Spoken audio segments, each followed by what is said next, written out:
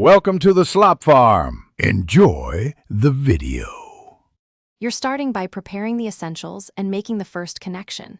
Connect the camera to the iPad using the correct cable and adapter. Make sure the camera is powered on and in the proper tethering mode. Once the iPad recognizes the device, open the tethering app and grant any permission prompts.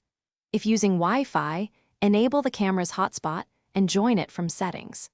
This step creates a stable link so you can control, capture, and transfer images in real time. Once connected, configure both the camera and app for smooth tethering.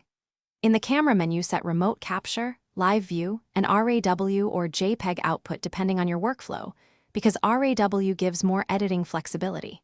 Then, in the app, choose the import folder, overwrite rules, and display preferences so images appear instantly.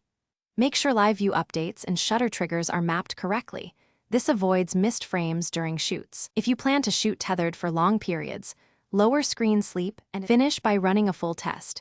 Trigger the shutter from the iPad, inspect the file for metadata, and verify transfer speed meets your needs. Stabilize the setup. Use a powered USB hub or fresh batteries and secure cables so nothing wiggles during capture. If things go wrong, first toggle the connection, unplug and replug the cable, restart the app, or reconnect Wi-Fi. This often clears handshake errors. If persistent, check firmware versions and try a different adapter to